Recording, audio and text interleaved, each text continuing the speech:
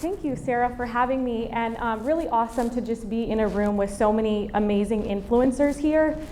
I truly think that the tennis industry will be better off the bigger we think, and so I just want to really acknowledge every person in this room and say that you're here absolutely for a reason. You're absolutely here changing lives, so I'm really honored to be here, very thankful that Sarah invited me to speak, and I'm well aware that you guys probably don't know who I am yet. So I'm going to introduce myself. My name is Grace Melrose. As Sarah shared and Mel maybe explained a little bit about, I started a company called Tennis Girl Nation 2 years ago. And I'm going to share a little bit more of the vision of Tennis Girl Nation, why I believe we're positioned to absolutely change the industry for girls and for women. But I'd love to give you a little bit of a background on my story and how I got started and how Tennis Girl Nation got started. So it all started with this sentence about 12 years ago. I thought to myself, I am never going to be a tennis coach. You thought that too? Okay. So I played on the tour for a few years when I was 17 years old. I was not financially prepared. I was not mentally prepared. I was not emotionally prepared. And at 20 years old, I found myself really in the face of failure and just really a crushed dream. Which if some of you guys have played on the tour or at a high level and had expectations for your tennis that didn't pan out, that can be a real struggle, and it can be a real dead end. And so I was faced with the dead end, but I kind of thought to myself, well, what am I going to do next, you know? And although I didn't see myself coaching, it kind of felt like the next natural progression for my career. So I was offered a coaching job.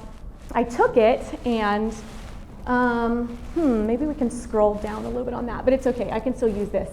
So, I mean, a couple of the reasons I didn't want to coach, other than the fact that I saw myself more as a player, I also had some bad experiences with my coaches growing up. I don't know about you guys, I don't know if you guys had a great experience with your coaches, but mine sucked, for lack of a better way of saying that. I really was dealt an interesting hand, which I truly actually believe is my gift to the industry. I kind of saw what I didn't want to have and what I didn't want to experience, and so I kind of decided, hey, if I just do the opposite of what I was given, I'm probably going to be pretty good at this thing, and I'm probably going to impact some people. And so I realized very quickly, after starting to work for this club and having the mindset of like, man, I don't really want to coach, I realized very quickly that if I was going to actually have an impact on the kids in front of me, I needed to show up and I needed to be excellent at it. And I think some people stay in that middle ground of like, all right, I'm still, you know, I'm not really a player, but I haven't really fully committed to this coaching thing. And so I really made a decision that like, man, I'm going to be robbing these kids of what could be an incredible experience for their life, of what could be an incredible experience for them just as people, if I don't show up and like as the best version of myself for these kids. So I made a decision that whether I was in the tennis industry for a year or for 10 years, I was going to be excellent at it. And in order to be excellent at something, you need to understand it. And so I decided to start asking questions. And how many of you guys know that in order to be a great coach, you need to be a great question asker? I think there's a quote that says, the quality of your life will depend on the quality of the questions that you ask. So I started asking questions, not to anyone else, but really to myself. And babe, can you scroll that down a little bit? Thanks. So these are some of the questions I started asking. What are the top 5 to 10 things that I learned as a player? Why did those things help me while other pieces of information maybe didn't? What was some of the worst coaching I got? There was a lot in this category. And why was it so unhelpful? And what do I feel that I bring to the table that maybe other people don't? And these are great questions. I'm not just sharing this with you to share, you know, the questions that I asked.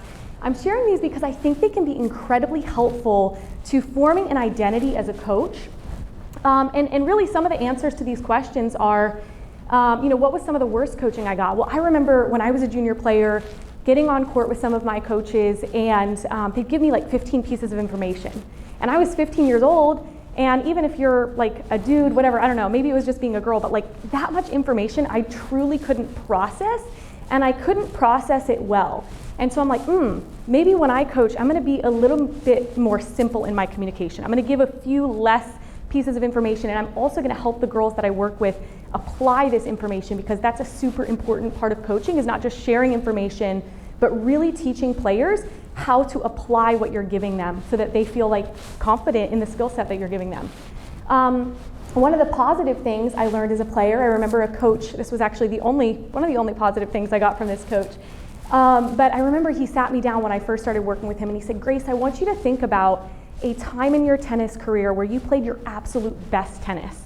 And I want you to really pay attention to what were you thinking about when you were playing that day. And so I instantly went to this match that I played at a challenger event in South Carolina, and I was like, man, you know what? I was really watching the ball so well that day. Like nothing could get my attention other than the ball. I was locked in.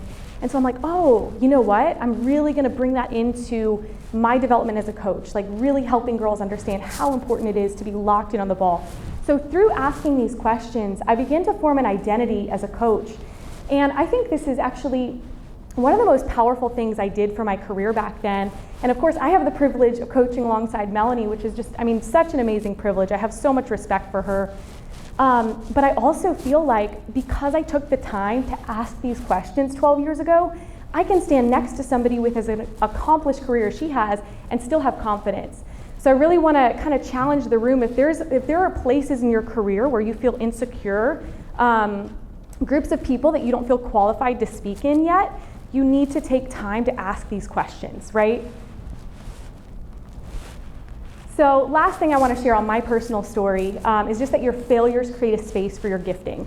And so in a room this size, I mean, I'm just well aware there's like so many walks of life here, so many age groups represented, so many different cultures represented, but I'm willing to bet that in a room this size, there are a few of you here that maybe don't feel super fulfilled in your career. Maybe you feel like you're in a place where you've encountered failure after failure and you're not in a place that you feel confident in your career. And so I just want to tell you that your failures do create a space for your gifting. And it was actually in that time where I didn't want to coach 12 years ago that I really feel like I got the gifts and the skill set to be running Tennis Girl Nation now. So really in summary on my story and what I want to give to you before I get into a little bit more of the nitty-gritty on what I'm going to talk about, it's just if you're in a place in your career where you feel either unfulfilled or maybe you feel like there's something more and you're not there yet, make a decision to not wish away your current season. Be excellent exactly where you are. Begin to ask good questions. Take time to answer them. That's so important to get where you want to go. And be patient because good things are coming. So these three things helped me to go from a place where I was not passionate in my tennis career to a place where now I get to utilize my giftings, my passion, and I get to fill a need within the industry, which I believe each of us are called to do. We're each called not just to coach tennis lessons and feed tennis balls. We're called to fill needs within the industry and be a solution where there aren't solutions. So, Tennis Girl Nation was founded on the principle that this quote carries: be the person you needed when you were younger. I needed someone to show me the path to get what I wanted. I wanted to be a professional tennis player. Man, I tell Melanie this all the time when we run camps together. I'm like, if I only had a Melanie in my life when I was 15 years old, if I only had a you in my life when I was 15 years old, right? Like that's the importance of what each of you carry. And I really needed somebody who had been where I wanted to go and could say, hey, Grace, you know, this is the path to take. I didn't have that. I wanted and needed someone to believe in me, not based on where my skill was at in that moment, but on the potential, right? You talked yesterday about the player that you work with, and from the first lesson, you begin to see the end. And I needed that. I needed someone who was gonna believe in me, and I truly did not have that. And I needed a greater understanding of how to compete. This is a big part of my message and my unique skill set as a coach. I was a really good practice player. And in fact, I tell a story to a lot of the girls that come out to our camps. I had the opportunity to play with a girl named Olga Puchkova. You guys might know who she was when she was playing. She was 29 in the world. Man, we went head to head in practice. I mean, really like just good quality hitting. And I was like, man, I can play with some of the best in the world. And I didn't know how to translate that skill set into competition. I didn't know how to bring out my best tennis when it mattered.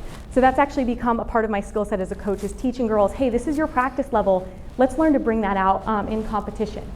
So I didn't have that, and I decided, hey, if I didn't have that, the next generation isn't gonna have to go through what I went through. So I decided to create a solution.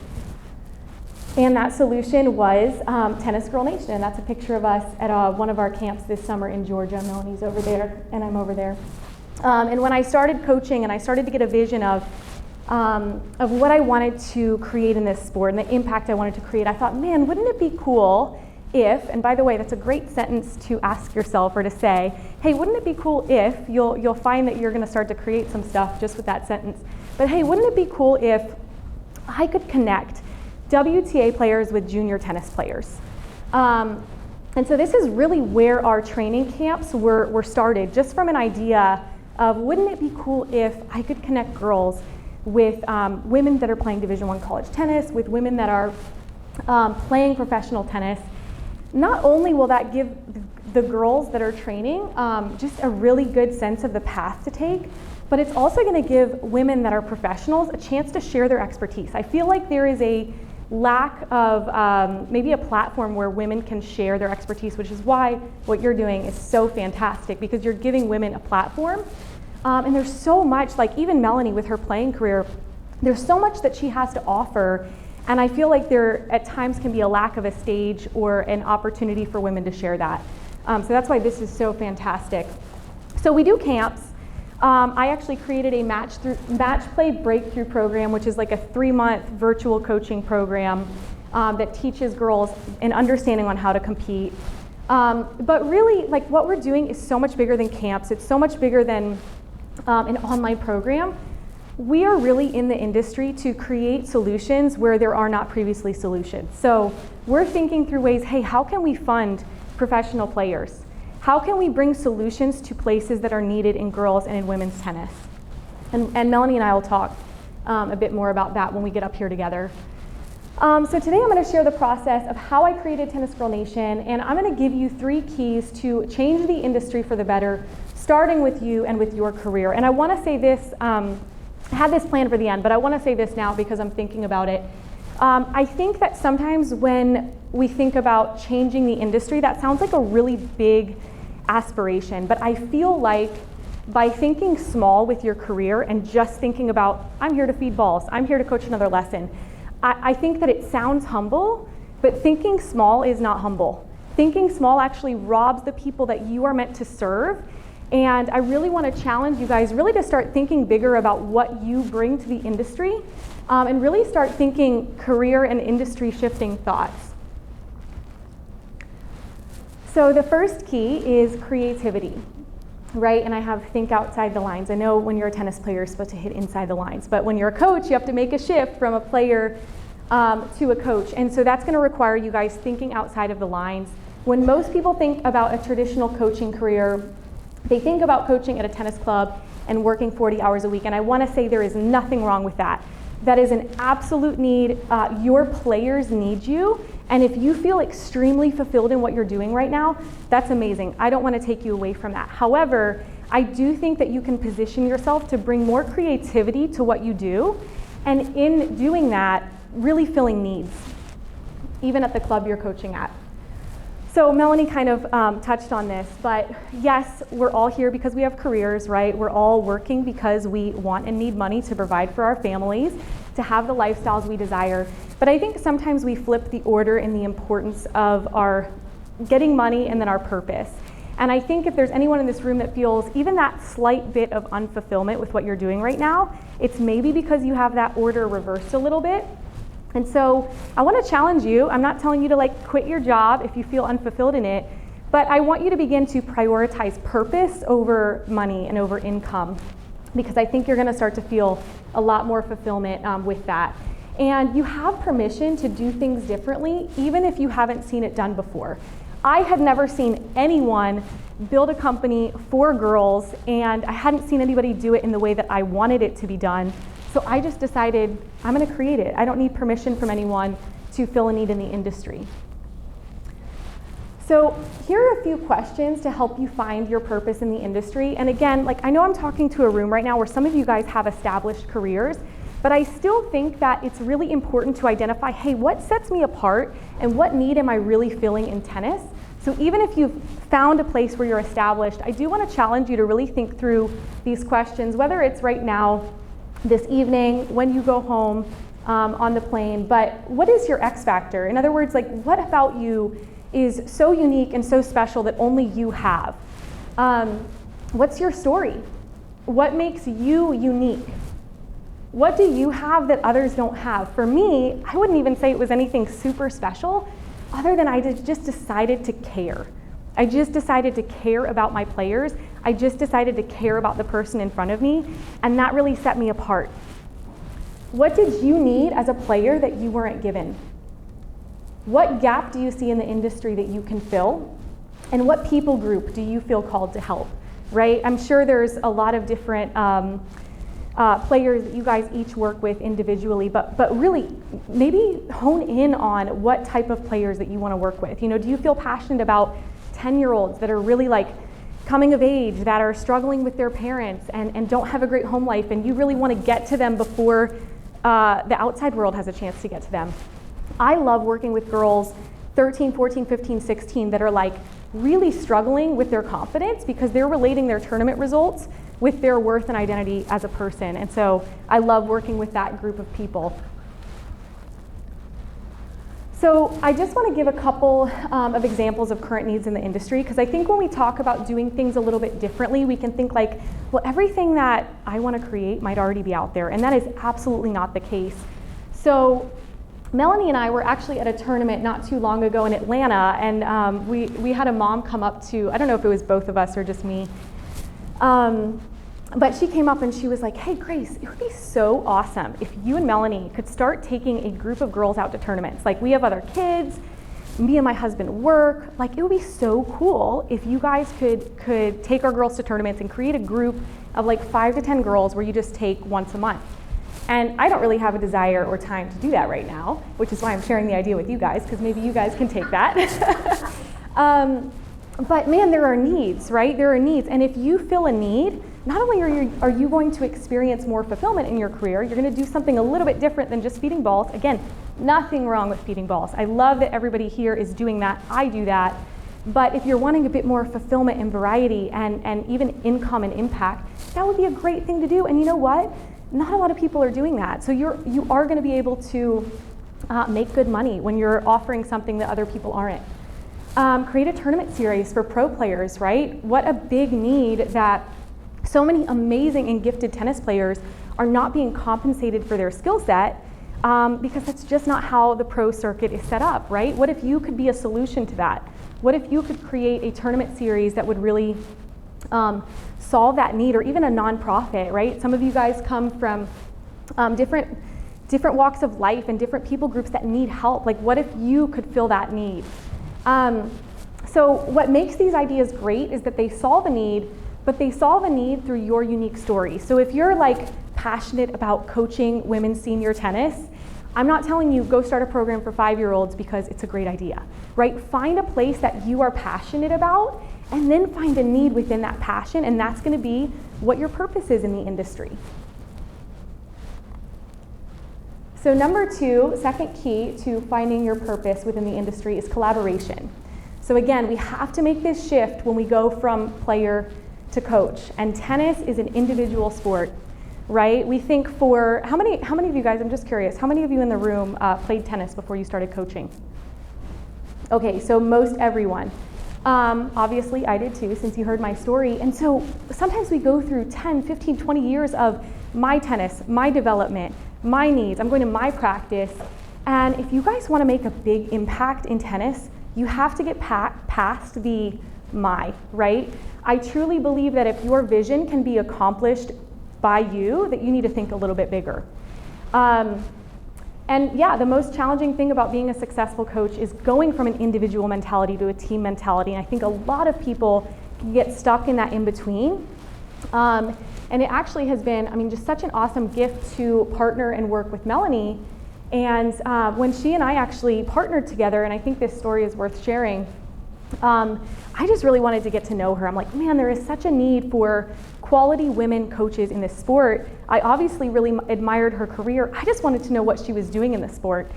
And my exact words to her were, hey, Melanie, you know, I'd love to know what you're passionate about, and if there's anything that intersects with what I'm passionate about, we should do something together. And she probably thought I was a little bit crazy, but here we are. So now friends and business partners. And so she actually shared with me, I'm really passionate about running camps for girls. And little did she know, I was already planning my first Tennis Girl Nation camp. So I didn't tell her about it right in that moment, but I just kept that in the back pocket. And now we're here working together. And it's awesome because Melanie and I do have a different skill set. I'm a little bit more of like, I don't want to say like the nice one. We talked about like our different personalities as a coach. We really bring something different to the table, but that's not just cool for both of us. That's cool because every single girl that comes out to work with us has such a different personality and they have different needs. And so by bringing some unique personalities into the mix, we can connect with the girls differently. We can make a greater impact because we're partnered together. And so I just want to challenge you. I mean, we're in a room right now, like start asking people, hey, what are you passionate about? Who do you feel called to serve? I think there's some awesome partnerships either potentially in this room or even when you go back to your home club. And again, if you're in a place where you feel super passionate about the club you're working at, the academy you're running, that's awesome, but start to do things a little bit differently there. I will tell you that I really believe that why we've been successful, Tennis Girl Nation has been successful to this point and will continue to be, is because we're about people. And so you really have to start being about people. But I will say, last thing I'll say on this slide is don't wait for anyone else to get started on your vision. If you have a vision of starting a nonprofit, right? If you have a vision of creating or filling a specific need within the industry, I didn't wait for anyone else to give me permission, right? I started going on my vision and it was really awesome that Melanie came alongside and joined me, but I didn't wait to get started with what I knew I was supposed to be doing in the industry. And then lastly, it's just genuinely caring. Guys, like I can tell that based on what I heard yesterday and what I know about Sarah, I can tell that you guys in this room are solid people. There are a lot of coaches that aren't. There are so many coaches that aren't. I worked with them. And guys, you guys can set yourself apart by just caring, by just showing up and saying, I want to bring my best for the person in front of me today. That's why I'm here. I'm not here because I'm the most special person in the room. I'm here because I decided to show up and I decided to care. And I decided that the person in front of me, the player in front of me, deserved my best. And so, you know, in an industry where it can be so, we can lead with ego a little bit, right? Make a decision that it's about the player first. And I actually think I saw Sarah share something about this on her Instagram, like player first. And that's how I've always seen what I do. I don't think that a player has to work with me. I think that when a player comes to me for help, it's me working for them. And what I mean by that is not that I am passive, and it's not that I'm not the one that takes the lead, because I certainly do. They know that I'm in charge, but it's that in my heart and my mind, I know that I'm there to serve them. And so really make a decision to lead with heart and lead with care and not with ego, and you will absolutely make, just a huge impact. And the players that you work with will feel that. They can feel it. They can feel it when you're about yourself versus when you're about them. And I make a decision every single camp that I run, every single player that I work with, it's not about me, it's about them. So, creativity, collaboration, and genuine care. I believe that if you guys can begin to bring this or bring maybe one of those aspects that might be missing from your career currently, you guys are going to begin to make an awesome impact or continue to make an awesome impact with what you're doing. I do have something that feels like it's a bit off topic for the end of my talk, but I do feel that it's important to talk about social media just briefly. And the reason that I feel that it's important is because I want to say that maybe like 80% of my connections in my company have come from social media. And each of you guys here have an amazing product or tennis club or academy that you have to share with the tennis world, but people are not going to find you unless you're visible. And so social media is such an incredible tool to make what you offer to the world visible.